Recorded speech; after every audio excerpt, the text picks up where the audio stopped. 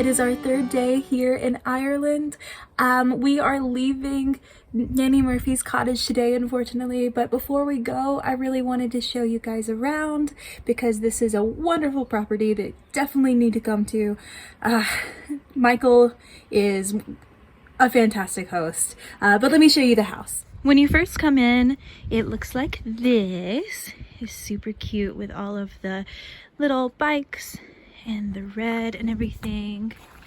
And then it's got this adorable half door here. And then you walk in. Now it's a little messy because we're packing up right now. But you walk in. It's got a cute little lock here.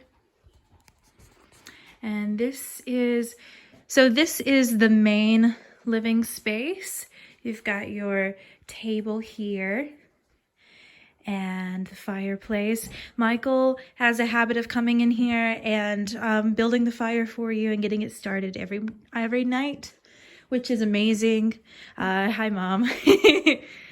And here is the primary bedroom, and it is the mattress is heated, so there's a thing right there, and I slept here last night and it was so nice because this room got pretty cold. But here's this, and then over here these are photos of his parents here. The whole house is just filled with history and mementos from guests who have stayed here. All the art, a lot of it, like this and this, all of the art was given to him by people who stayed here, if it wasn't collected through his family or antique shops, I'm assuming. This is the living, or the kitchen. Cute little kitchen. Yeah, very cozy. This part is my favorite part of the kitchen, this little thing up here. And then in here you have the bathroom. Now, this is a traditional toilet, and you have to pull on that hook in order to flush it. Let's see. And then you go up these stairs here. Now, this place was a home, a historic home that had fallen down, and he restored it. These beams here are the original from the house, but he used the materials that they would originally use for the house. He made it himself, and he got all of his neighbors came and helped him with it, and he started this Airbnb, and he's had great success so far. So that was the first smaller bedroom, and then we have another one in here. The ceilings are kind of curved, and yeah, it's just super cozy, and I've loved it. And beyond actually staying in such a cute little historic place, Michael has been the best host I've ever had. He is so nice and hilarious, and he has not only met every request we had, he actually exceeded it way beyond. He went way over the top with anything that we asked for. He got us a private tour, for example, of a place we thought we might want to go see, and that's what we're headed to do today, actually. But yeah, so this is called Nanny Murphy's Cottage. It's in Longford County, or close to Longford, and definitely come stay here. It's about an hour and a half drive from Newgrange. It's about an hour and a half from everywhere. So I would definitely recommend coming here if you want some time in a very small town, or if you have like a week to stay here or something. I would recommend coming here and staying for a longer than we did, because it is a little far away from some things, but you're going to want to check out the local area, because this is the place to get away from it all and all of that. But you can use it as a jumping off point for going to those tourist destinations too. But yeah, so We are getting packed up now, and we are going to Loughcrew. There we go. We're going to Loughcrew Cairns. It is a Neolithic site, similar to Newgrange, but a little off the beaten path. And then we will be heading to Galway, starting our next part of our adventure. If you'd like to book a stay at the cottage, click the link below. Tell him that Anna sent you. I'm not gonna lie, I teared up a bit when it was time to leave. The cottage was a great introduction to Irish culture. Michael was such a welcoming host, and it feels like we really made a friend of this stay. Thank you for everything, Michael, and I hope to see you again soon. Next, we headed east from the cottage to Boyne Valley in County Meath. Here we visited Loughcrew Cairns, a group of Neolithic passage chambers older than the famous Newgrange tomb in the Brunabon Centre. Michael connected us with Laura Dooley, a local guide that has a true spiritual connection to the area. Laura took us up the steep hill, which he later told us was the highest point in the county. It was incredibly windy, making most of my footage inaudible. So I'll do my best to tell you the story of the cairns, as Laura told me. These cairns were made by the indigenous people of Ireland about 5,500 years ago. They would carry large stones up the hill and build the chambers that were used to signify the seasons and possibly to celebrate harvesting crops. Each cairn on the site has a solar alignment, with sunlight pouring through the opening at a certain focal point of the year. This helped the people living in the regions coordinate their crops properly.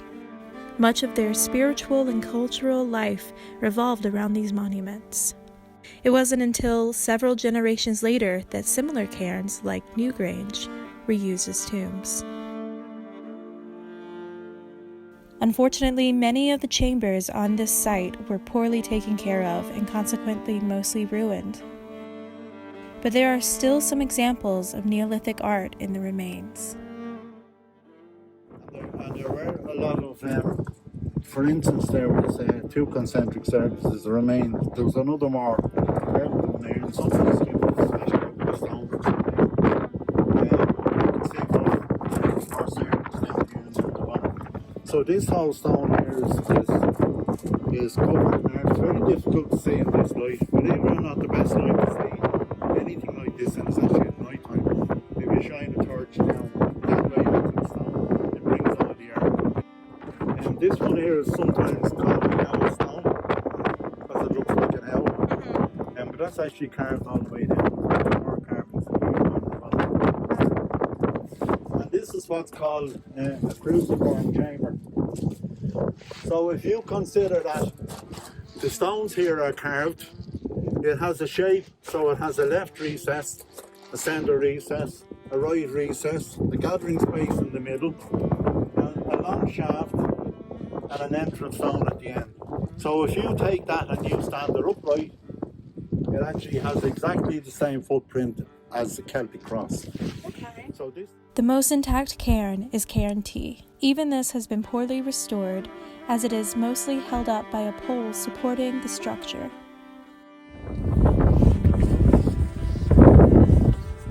Okay, so this is what a passage chamber should look like. It is an OPW protected site, but even still you can see signs of deterioration. Without proper care, it is unclear how much longer this important heritage site will remain standing. It is only through the efforts of passionate locals and visitors that sites like this one will remain visible to others.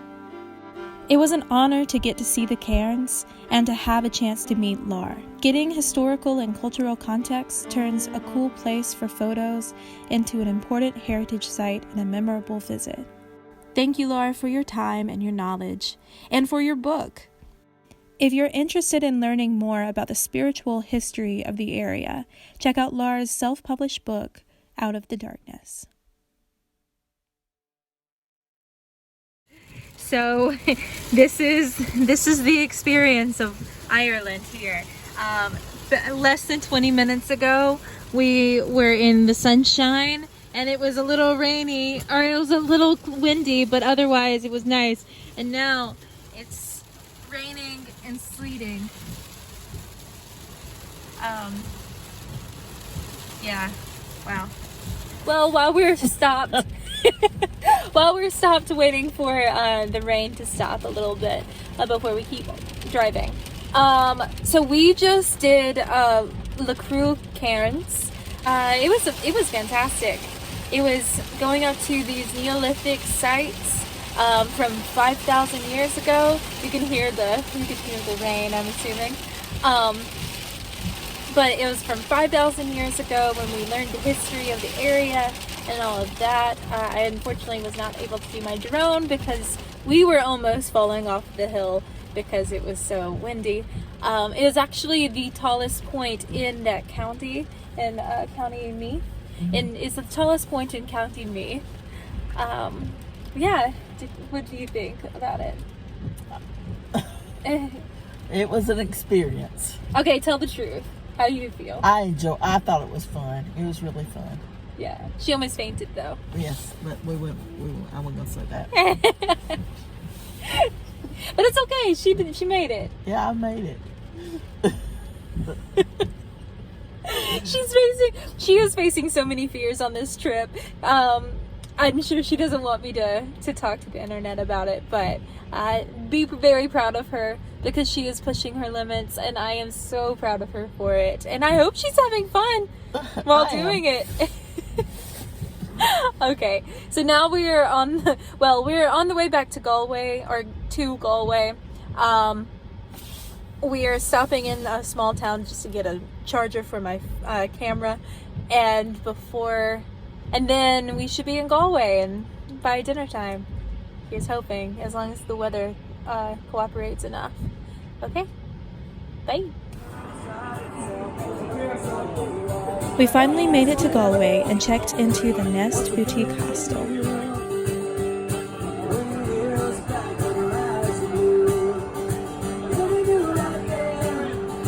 We went over to Garabin's bar for Mom's first real Irish coffee and some live music before heading back to the hostel for some much-earned rest. How is it? Yeah. That's really good. Okay.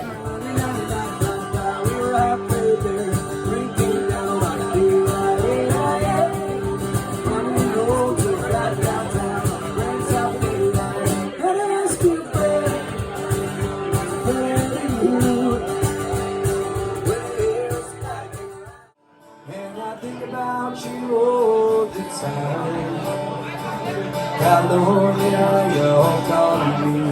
Now I'm going home.